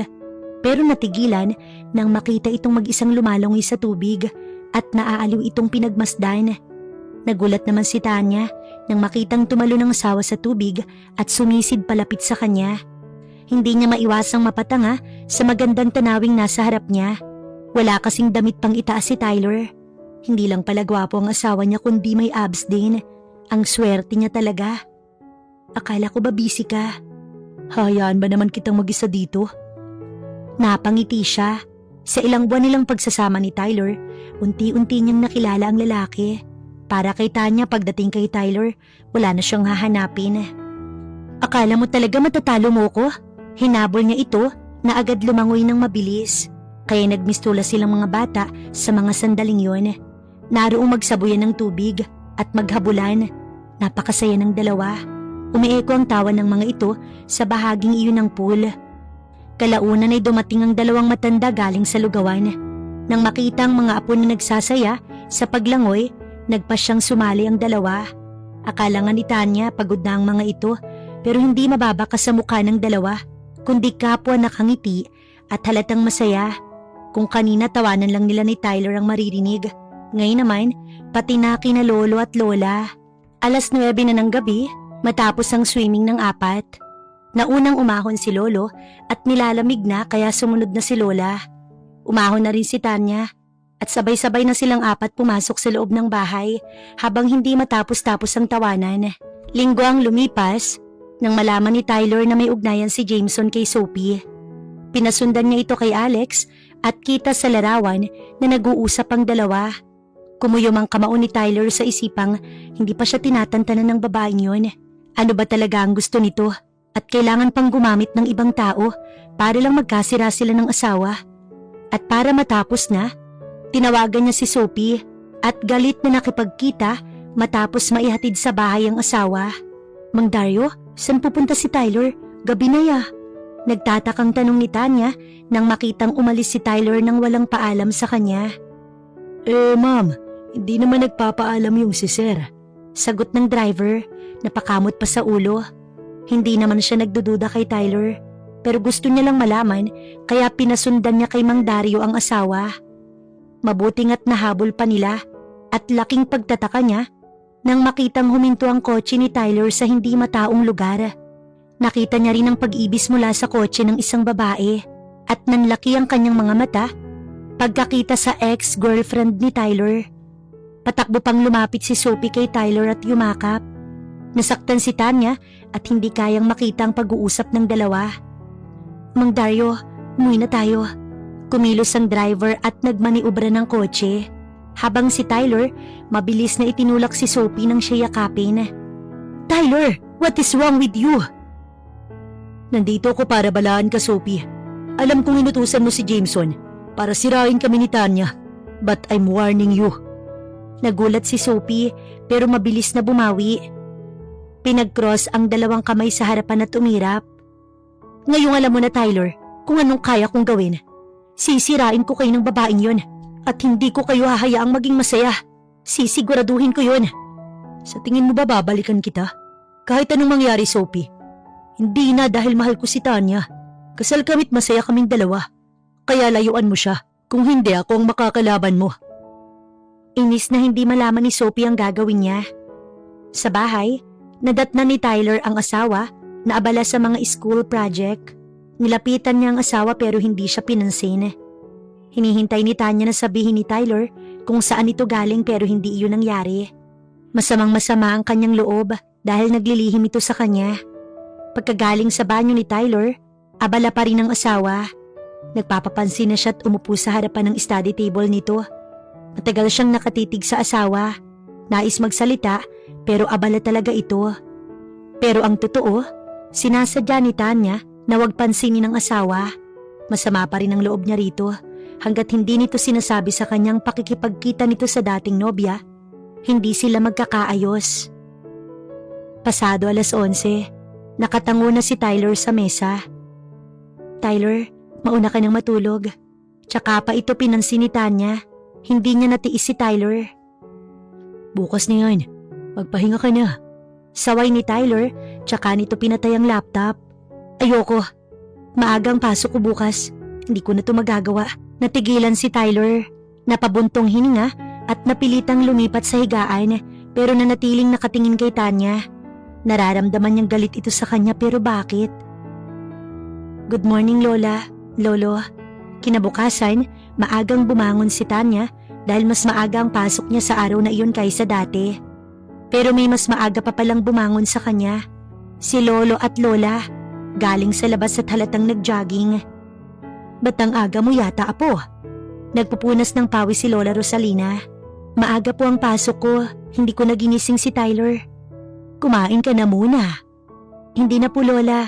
Lolo, sige na, mauna na po ako. Humalik siya kay Lola at nag-bless kay Lolo. Nagpahatid na lang siya sa driver patungong school. Mang Dario, wag niyo sanang banggitin kay Tyler yung tungkol kagabi ha. Salamat. Bago bumaba ng sasakyan si Tanya, paalala niya sa driver. Tumango naman ito, kaya siya'y napanatag. Pagising ni Tyler, kinapaan niya ang asawa sa higaan, pero bakante na ang pwesto nito, kaya siya'y napadilat. Wala na nga si Tanya. Bumangon siya, nagbanyo't hinanap sa labas ang asawa. Pero sa sala, nadatnan niya ang dalawang matanda na nagtatawanan. Lola, si Tanya. Nagkatinginan ng dalawa. Maaga ang pasok ng asawa mo, Tyler. Hindi mo man lang ba alam? Pumasok na. Kaaalis lang. Si Lolo ang sumagot. Bakit pakiramdam ni Tyler? Masama ang loob sa kanya ni Tanya. May nagawa ba siyang masama sa asawa? Salamat po, Lolo. Nagmamadali siyang pumanhik sa kwarto. Naligot nagbihis bago tinungo ang garahe. Sir, ihahatid ko po ba kayo? Salubong sa kanya ng driver. No need na, Mang Dario. Sina lolo't lola ang hatid mo mamaya sa lugawan. Sige po, sir. Patalikod na sana si Tyler nang maalalang itanong kung anong oras pumasok ang asawa. Nabanggit sa kanya kagabi ni Tanya na maaga ito sa araw na yun pero hindi niya lang sure kung anong oras. 1 oras na po ang nakalilipas. Tsaka sir, kagabi, pinasundan niya ho kayo. Ang totoo po kasi niyan, ayaw niyang ipasabi sa'yo. Kaso parang nagsiselos ho. Pagtatapat ni Mang Dario. What? Kaya pala, sinundan niya ako kagabi. Napakamot ito ng ulo. Sir, huwag niyo na lang hong banggitin kay ma'am. Baka naman po sa akin magalit yun. Pakiusap ni Mang Dario. Tumango si Tyler. Natutuwa siya sa katapatan nito. Mahina niyang tinampal ang balikat nito bago umalis. Nagsiselo si Tanya kay Sophie. Napangiti siya. Mukhang kailangan niyang manuyo mamaya ng asawa. Paglabas ni Tanya ng hapong yon, nakaabang na si Jameson sa kanya. Mainit ang ulo niya dahil nagtatampo pa rin siya sa asawa. Kaya hindi niya ito pinansin. Ang kulit naman kasi nito. Tanya, Tawag ni James. Wala na siyang pakialam kung bayaran pa siya ni Sophie. Basta ang alam niya, totoo ang nararamdaman niya ngayon para kay Tanya. Tuloy-tuloy sa labas si Tanya. Wari ba hindi nakita si James? Ayaw niya ng kausap. Ayaw niyang umuwi sa bahay dahil balak niyang tumuloy sa lugawan ng kanyang lola. Tanaw ni Tyler ang paglabas ng asawa sa campus, kasunod nito si Jameson na ikinainit ng kanyang ulo. Mabilis siyang bumaba sa kanyang kotse. Tanya, okay lang ba mag-usap tayo saglit? Kanina pa sana kita lalapitan kaso nandoon si Professor. James, may kailangan ka ba? May gusto sana akong sabihin sa'yo, Tanya. Gusto kita. Hindi na nag-alangan si Jameson at dahil tuluyan ang nakalapit si Tyler, narinig yun ng lalaki kaya bulagta si Jameson sa semento. Uminit lang naman ang ulo ni Tyler sa sinabi ni Jameson na may gusto ito kay Tanya. Hindi pa nga siya nakaka-first base, mukhang uunahan pa siya nito. Sa gulat ni Tanya sa pagsipot ng asawa, napasigaw ito. Ano bang problema mo? Galit na tumayo si Jameson at sinugod si Tyler. Agad sinuntok pero sapul ito sa nguso ng isa pang suntok ni Tyler. Ni hindi nakahuma si Jameson, mas malakas talaga si Tyler kaysa rito. Mas lalong napasigaw si Tanya at inawat ang asawa. Mabilis na niyakap. Tyler, tama na. Pumagit na din ng security na nakakita sa kanila. Sir, kung ano mang problema ninyo, pag-usapan niyo po sana ng maayos. Naging magalang ang security na hinarap si Tyler. Nakita kasi nitong hindi basta-bastang tao ang kanyang asawa. Mabilis siyang inakbayan ni Tyler pero masama pa rin itong nakatingin kay Jameson. Habang ang huli, sa pulang dumugong labi, humingi siya ng pasensya kay Jameson maging sa guard, tsaka pahilang dinala sa kotse si Tyler. Ano bang problema mo at bigla ka nalang nanunugod? Naiinis na bulyaw ni Tanya. Nasa loob na sila ng kotse, pero tanaw pa rin niyang kinakausap ng security guard si James. Kumalma ang anyo ni Tyler. Okay ka lang ba? Balik tanong ni Tyler kay Tanya. Hinawakan sa palad ang asawa. Pinakabusisi. Kumunot ang noo ni Tanya. Paano hindi ako magiging okay ha? Wala namang ginawa sa'yo yung tao pero bigla mo nalang sinaktan. Ganyan ba talaga ang ugali mo, Tyler? Baka iba lang ang pagkakakilala ko sa'yo. Galit na sabi ni Tanya. Bumuntong hininga si Tyler. Pina-background check ko yung Jameson na yan kay Alex. At nalaman kong may ugnayan sila ni Sophie. Binayaran siya ni Sophie para sirain ang relasyon natin. At ngayon heto na nga, Tanya. Muntik na tayo nagkasira dahil kay Sophie. Kaya ako nakapagkita sa kanya kagabi para balaan siya. Nandilat ang mga mata ni Tanya. Hindi niya alam na ganoon pala ang pakay ni Jameson sa kanya. At paano ko maniniwala sa iyo ha, Tyler? Kagabi magkayakap pa kay ni Sophie. Totoo pala talagang sinundan mo ako kagabi. At kaya ganoon na lang yung panlalamig mo sa akin dahil nagsiselos ka. Anong sinasabi mong sinundan? Ba't ko naman gagawin yun? Hindi na sinagot ni Tyler ang sinabi ni Tanya. Bagkus, kinuhang bulaklak at chocolate sa backseat para sa asawa. Kaninang umaga pa siya nag-research ng pinakamahal na flowers para rito. Akala niya, hindi yun maidi-deliver on time. Salamat at 1 oras bago niya sunduin ang asawa, dumating ito sa kanyang opisina. Para sa'yo, peace offering. Please, bati na tayo, Tanya. Ayokong galit ka at nagtatampo sa akin. Ikaw ang pinakamahalagang tao sa buhay ko, bukod kina lolo at lola. Habang inaabot ang bulaklak para kay Tanya, ay wika ni Tyler. Natigilan si Tanya, nakatingin sa magandang bulaklak. Ang lakas ng kaba sa kanyang dibdib. Hindi niya akalaing ganito humingi ng sorry si Tyler. Pero walang nakakapagtaka. Mapera ito. Sabi ng lola niya, wag dapat siyang maging marupok pagdating kay Tyler dahil talo siya. Tingin mo, madadala mo ko sa pabulaklak at chocolates mo? Nakipagkita ka kay Sophie, wala kang sinabi sa akin. Mabuti pa si Lolo hindi siya naglilihim kay Lola, kaya walang problema ang relasyon nilang dalawa. Natigilan si Tyler. Wala siyang alam sa panunuyo. Ang buong akala niya, sapat na iyong mamahaling bulaklak at chocolates, pero mukhang pahihirapan siya ni Tanya. Okay, nagkamali ako Tanya. Promise hindi na ito mauulit. Ang totoo kaya ako nakipagkita sa kanya upang hindi ka naguluhin pa ng Jameson na yun. Di ko na sinabi sa'yo dahil alam kong malaking problema kapag nalaman mong nakipagkita ako sa babaeng yun. Please Tanya, ayoko makarating pa ito kay Lolo. Sabihin mo lang sa akin kung anong gusto mo at gagawin ko. Naramdaman ni Tanya na seryoso ang paghingi ng tawad ni Tyler pero kailangan niyang magpakipot. Sure ka? Gagawin mo lahat? Ihatid mo ko sa lugawan. Ayokong umuwi ng bahay. Kung yun ang gusto mo. Pero Tanya, okay na ba tayo? Hindi pa. Pero thank you sa bulaklak ha. You're welcome. Gusto sana niyang yakapin si Tanya pero nagpigil siya sa kanyang sarili. Hindi man sila okay pero naramdaman niyang nabawasan ang tampo nito sa kanya. Sa lugawan, abala ang dalawang matanda sa pag-aasikaso ng mga customer. Nagulat si Tanya sa ayos ng pwesto. Malawak na iyon at naka-aircon. May 6 na mesang nakahilera sa loob at lahat puno ng customer. Pagkakita sa kanila ng dalawang matanda, kinawayan silang mag-asawa. Agad siyang lumapit sa mga ito. Lola, ang ganda na pala ng pwesto natin kaysa dati. Iginala niya ang paningin sa paligid. May magagandang ilaw. Nagmukhang sosyal ang loob dahil sa vintage na nakadisplay. May 3 assistant ang lola niya sa pagluluto. Naka-uniform pa. May hairnet at nakasuot ng apron. Oo naman, mahal kaya ang paggawa ni Tyler nito apo. Pero sulit naman, maganda ang pwesto kaysa dati. Ngayon ay hindi na naiinitan ng kumakain rito. Masayang sabi ni Lola. Napalingon siya sa asawa na kasalukuyang kausap ni Lolo. Nakaka-inlove si Tyler. Napakabait nito. Pinagbigyan ng gusto ng lola niya. Pinasosyal ang lugawan. Nalusaw tuloy ang tampo niya.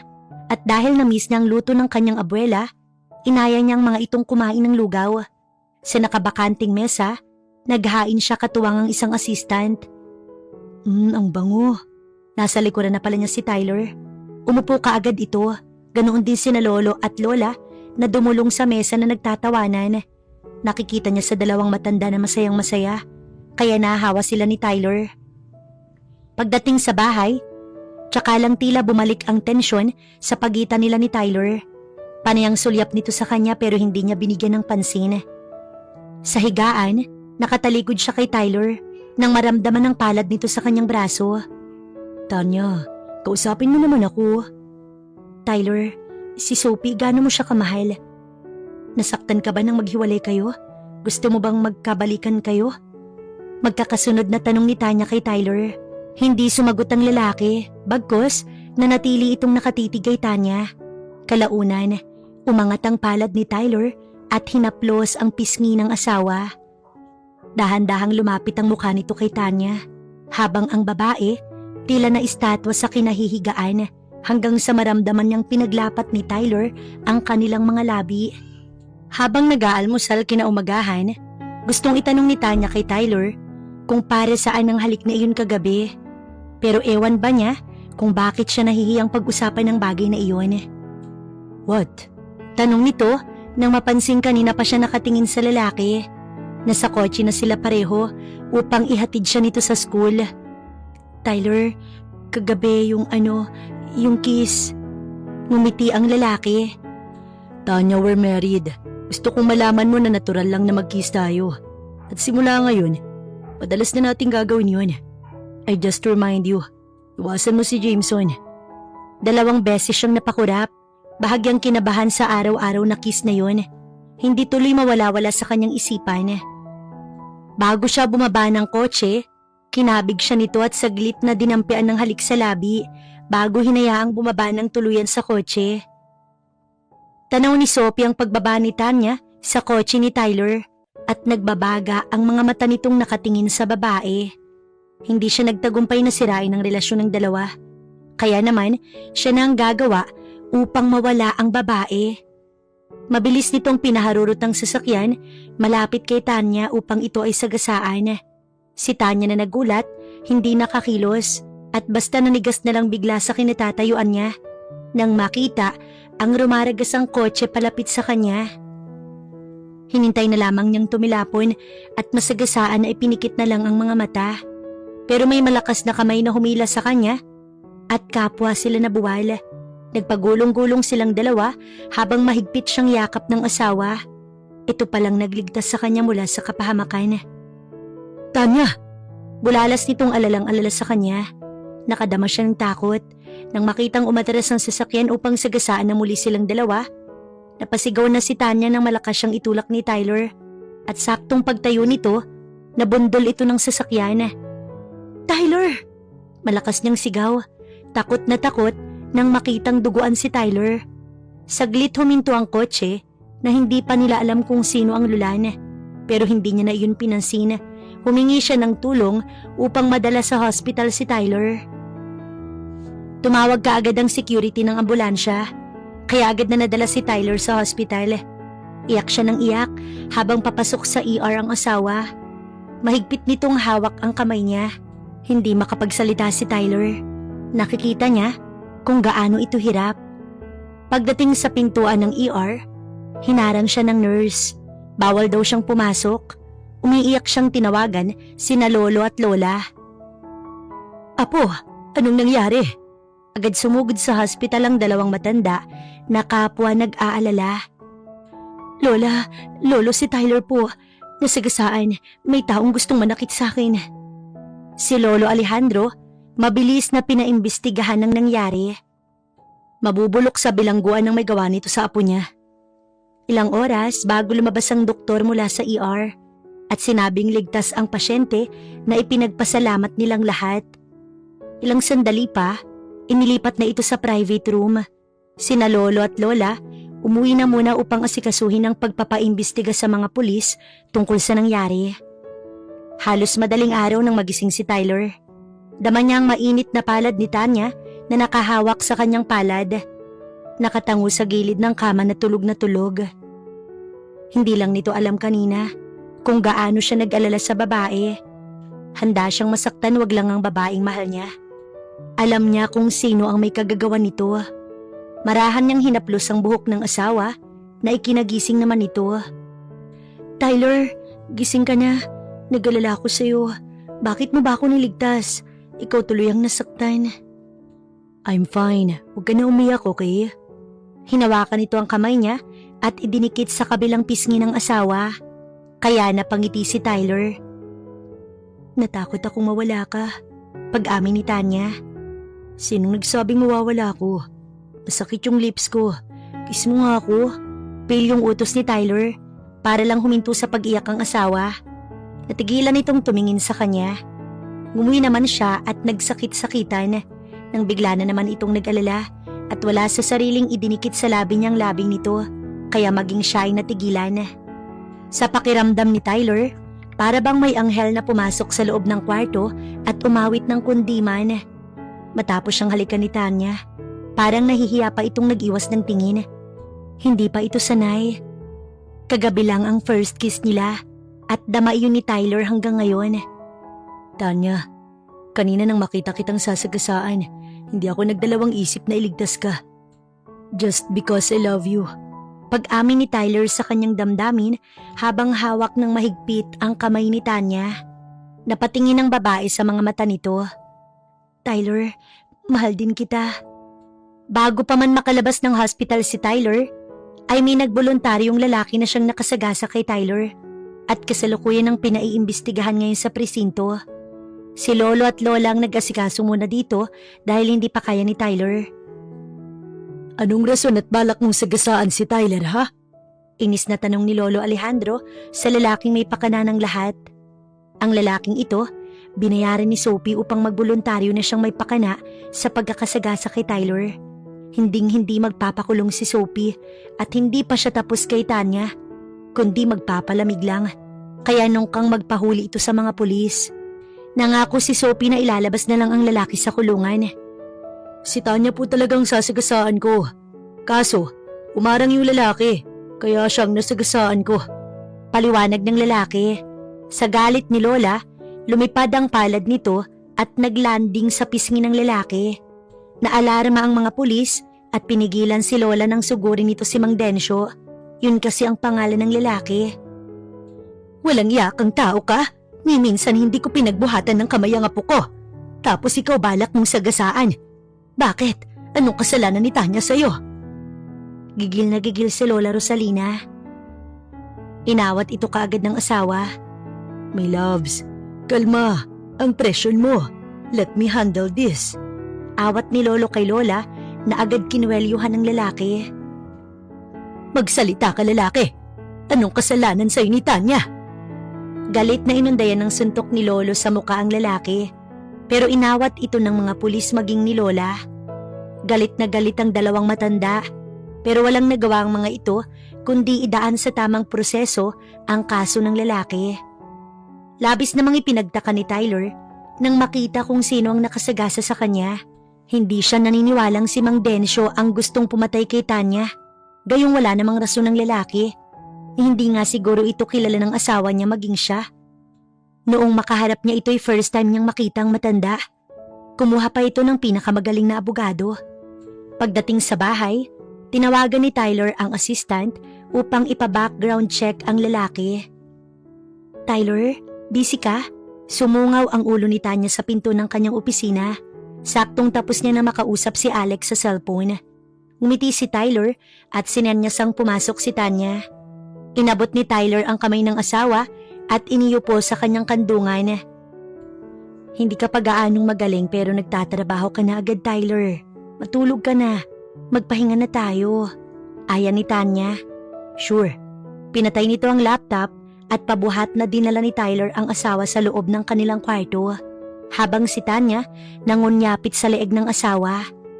Pagdating sa kwarto, maingat na hiniga ni Tyler ang asawa sa ibabaw ng kama tsaka tinabihan. Nanatiling magkasumpong ang kanilang mga mata. Pawang nangungusap. Gustong-gusto nang angkinin ni Tyler ang asawa. Ipadama ang buong pagmamahal niya rito pero ayaw naman niyang mahirapan ito lalo at nag-aaral pa ang asawa. Kaya nagkasya na lamang siyang halikan nito at yakapin. Matagal nitong tinitigan ng asawa bago sinakop ang mga labi. Halik na tinugon naman ni Tanya na puno ng pagmamahal. Umaga, narinig ni Tanya na nag-uusap sina Lolo at Lola sa veranda tungkol sa kaso na sumagasa kay Tyler. Wala siyang alam na nahuli na palang may sala. Lola, sino po ang salarin? Tanong niya. Malalaki ang naging hakbang palapit sa mga ito. Apo, halika rito. Buti naman at naitanong mo yan. Duda kami ng lolo mo na itong si Densyo ang may planong sumagasa sa'yo. Unang-una, hindi naman natin siya kilala. Sabi ni Lola. Napaisip din siya dahil kahit pangalan, hindi naman nila ito kilala. Malakas din ang kutob niyang hindi ito yon. Mabuti pa siguro. Magdoble ingat ka, iha. Ako ang bahala. Ikukuha kita ng bodyguard. Narinig niyang sabi ni Lolo Alejandro. Luwag na po. Nag-iingat naman ako isa pa. Kasama ko lagi si Tyler. Hindi niya ako pababayaan. Napangiti naman si Tyler nang marinig ang sinabi ng asawa. Saktong hinahanap niya ito. Tama si Tanya, Lo. Wala rin akong tiwala sa ibang tao na maghahatid sa asawa ko. Napalingon ang lahat sa pinanggalingan ng boses ni Tyler. Apo, ingatan mo si Tanya. Mag-ingat kayong dalawa, tandaan nyo. Nag-aantay kami ng apo sa tuhod. Aba, nag-aalala ang boses ni Lolo. Nagkatingin ang sina Tyler at nagpalitan ng matamis na ngiti.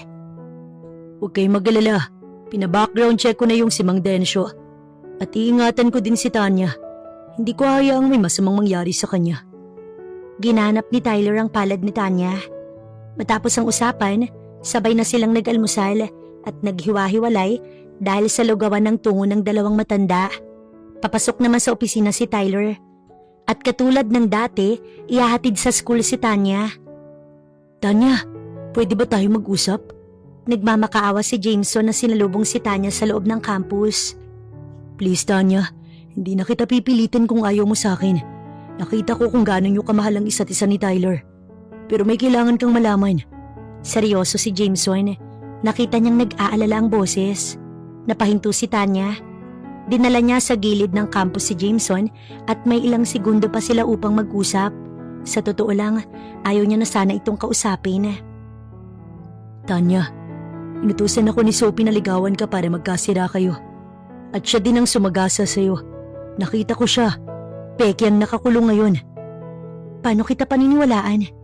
Kinuha nito ang cellphone at nagbukas ito ng file. Tumambad sa kanyang mukha ni Sophie, nakausap ang isang lalaking matanda.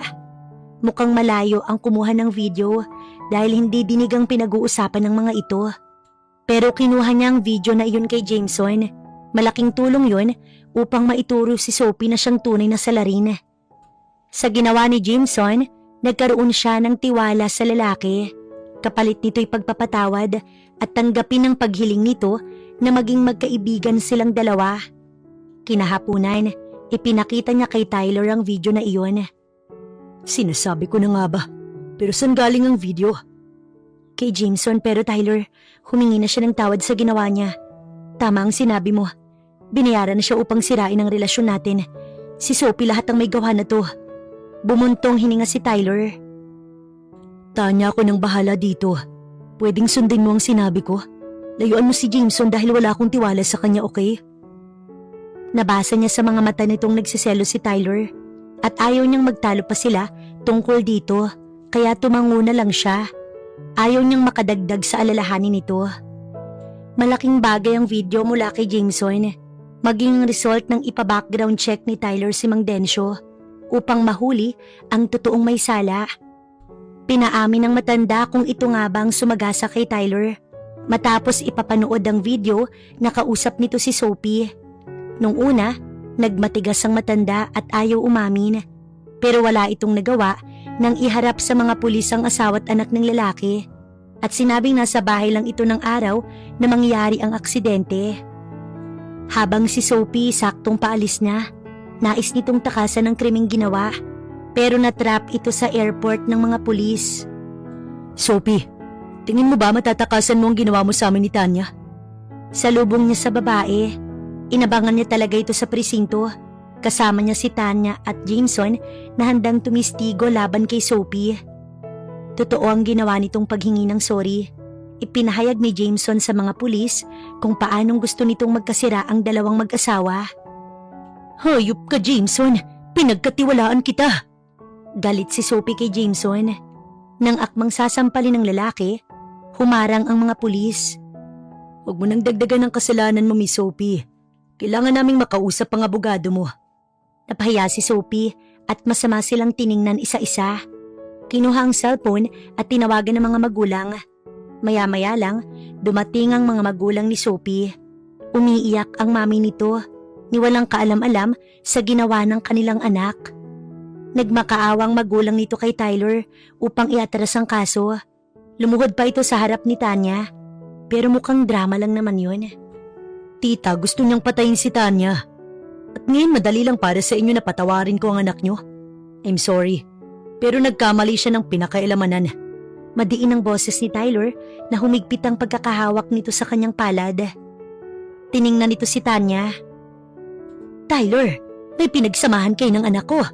Nang dahil lang sa isang basura, ganun mo kadaling isasantabi ang anak ko. Nasaktan si Sophie sa mga nangyari sa inyo. Nakaisip siya ng masama. Dapat mo siyang patawarin.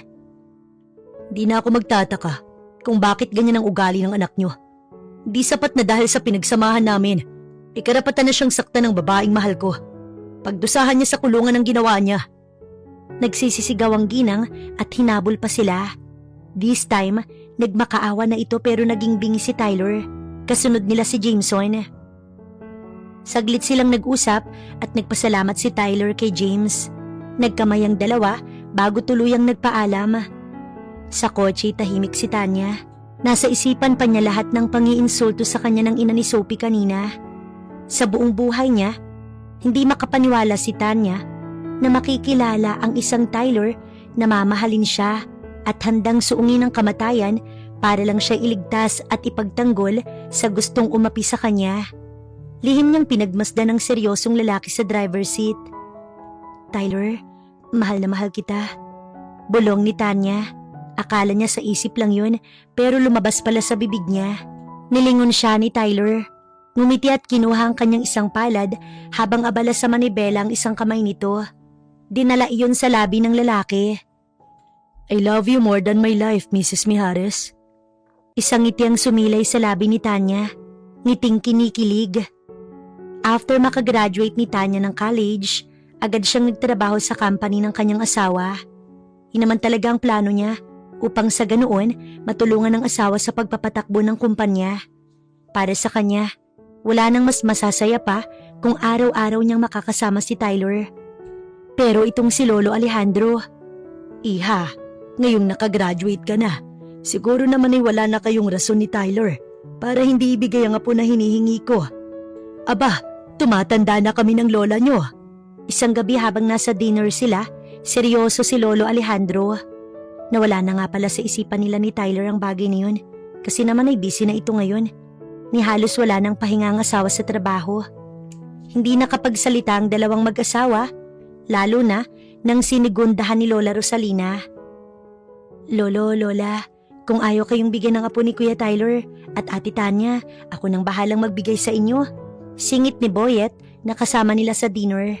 Nagtawanan ng dalawang matanda. Mabuti pa nga, iho. Pero bago yon, maghanap ka muna ng girlfriend. Huwag kang mag-alala. Kapag nabigyan mo ko ng apo ngayong taon, may 25% shares ka sa kumpanya. Seryosong saad ni Lolo kay Boyet. Pero tumawa lang ang kapatid niya. Kasalukuyan pa lang naman itong nag-aaral sa kolehiyo at mukhang wala pa rin sa plano ang pagnonobya. Alejandro, bata pa yung apo ko. Hindi pa nga nagkaka-girlfriend yan. Nakatawa si Lola Rosalina. Ang mag-asawa'y tahimik lamang. Pagdating sa kwarto, saglit nag-usap ang titig ng dalawa. Pagkuwa'y hinalikan ni Tyler ang palad ni Tanya. Handa ka na ba? Alam ni Tanyang tinutukoy ni Tyler. Kailangan na nga ba talaga nilang gumawa ng baby? Siguro nga dahil 4 na taon na silang kasal at 4 na taon nang nag-aantay ang abuelo nito. Baka maunahan pa sila ni Boyet. Matapos niyang maglinis ng katawan, saktong palabas na siya ng banyo, nakita niyang nakahiga na si Tyler sa kama. Halatang inaabangan siya. Wala na itong suot pang itaas, kaya napaatras ng bahagya si Tanya. Kinabahan para sa kauna-unahang gabi nila. Nagulat pa siya nang may humawak sa kanyang braso. Kung hindi ka pa ready, hindi kita pipilitin. Matulog na tayo. Nakangiti si Tyler nang sunduin siya sa likod ng pinto. Tyler, ready na ako. Kinakabahan lang ako ng konti. Mabilis siyang niyakap ng asawa. Okay then, kung ready ka na, let's do this. Pabuhat siyang dinala nito sa ibabaw ng kama at doon, ginawa nila ang kanilang kauna-unahang gabi. Kinabukasan, nagtataka si Tanya kung bakit masakit ang kanyang katawan pagkagising. Pero nang makita si Tyler na galing sa banyo, tsaka pa niya napagtanto na may nangyari na nga pala kagabi. Siguro naman mabubuntis na siya nito. Huwag ka munang pumasok ngayong araw. Magpahinga ka. Nakangiting lumapit si Tyler at hinalikan sa noo ang asawa. Ang bango ng asawa niya't ang gwapo. Naglilihi na ba siya kaya napapatitig siya kay Tyler? Tyler, bakit parang ako lang ang nasaktan kagabi? Ikaw ba masakit ang katawan mo? Curious niyang tanong na bahagyang nag-alala sa asawa. Ngunit tinawanan lang siya nito. Anong nakakatawa? Wala, kailangan mo magpahinga para may lakas ka ulit mamaya. Ulit? Oo naman, hanggat hindi tayo nakakabuo, hindi tayo titigil. Nagpahanda nga pala ako ng breakfast mo. Ipapahatid ko sa maid. Tatawagan kita mamaya. Minsan pa siyang hinagkan ni Tyler bago tuluyang umalis. Matapos maligot mag-almusal, pinagbigyan ni Tanya ang sarili na matulog ulit. Baka sakali pagising niya, wala na ang sakit na nararamdaman niya. Tanghali na siyang nagising sa tawag ng kanyang asawa. Hindi niya namalayan na kanina pa pala ito tumatawag. Hay, bungad ng nakakamiss na boses ni Tyler. Tyler, sorry. Hindi ko nasagot agad ang tawag mo. It's okay. Kamusta na ang pakiramdam mo? Pinakiramdaman niya ang sarili.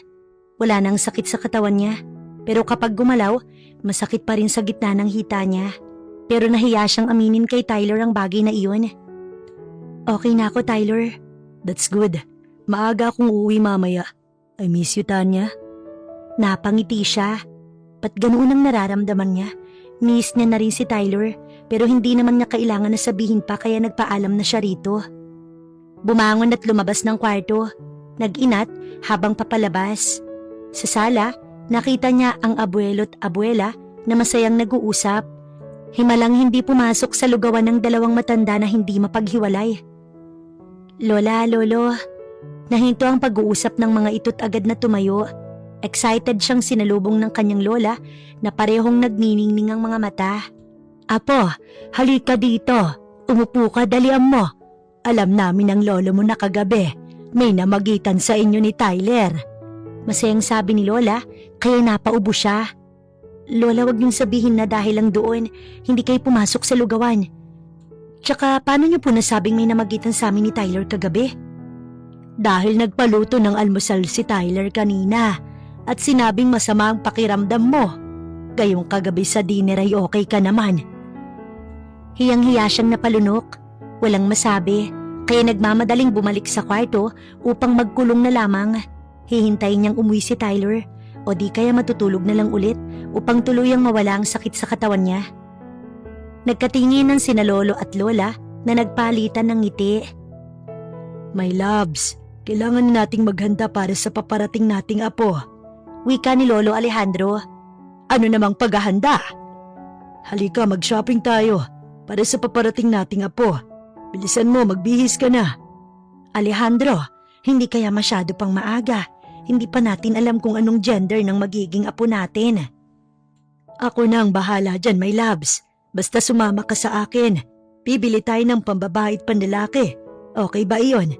Nakangiting sabi ni Lolo Alejandro. Napangiti na rin si Lola at nagkasundo nga ang dalawang mag-shopping.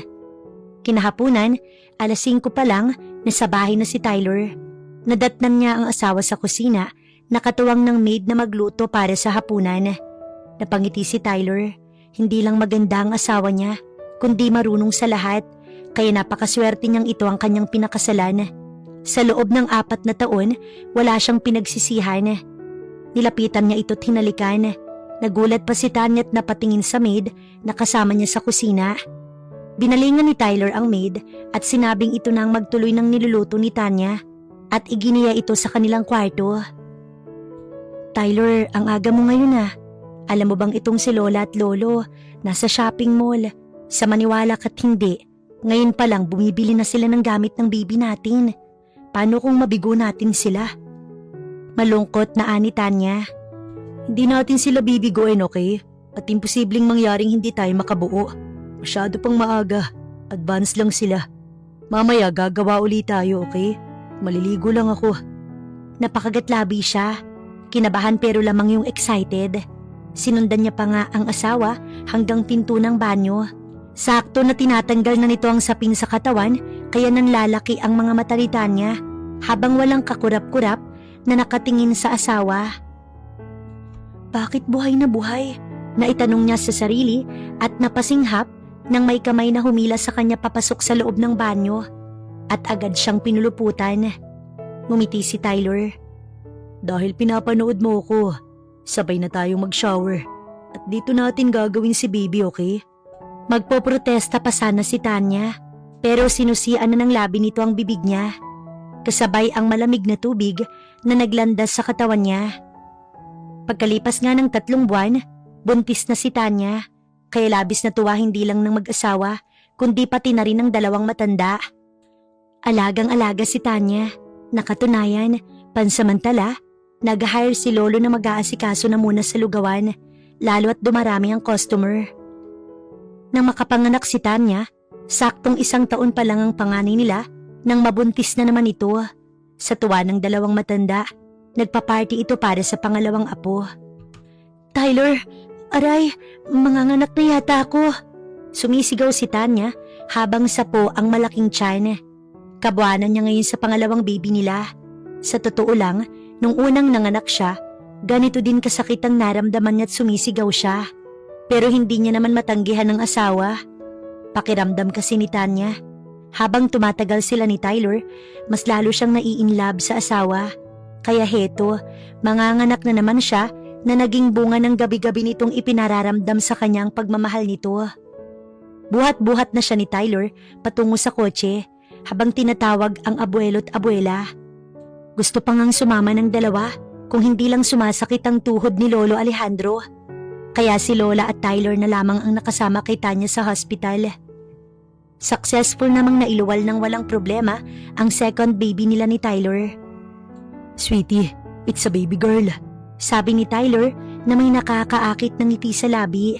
Sa sobrang pagod ni Tanya kanina, nakatulog siya matapos makapanganak. At heto paggising, katabi niya ang kanyang mag-ama.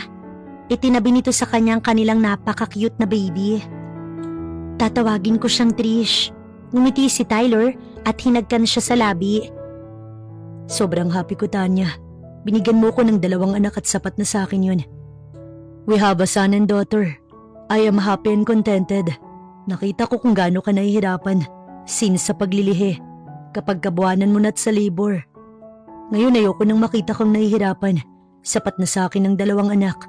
I love you, my wife. Hinalik-halikan siya ni Tyler. Saksi ito kung papaano nga siya 3 buwan sa paglilihi na panay suka, nangihina at palaging nahihilo. Kapag kabuanan naman, halos hindi na siya makatulog. Madalas nakaupo lang magdamag dahil hirap siyang huminga. At hindi komportable dahil takot maipit si baby.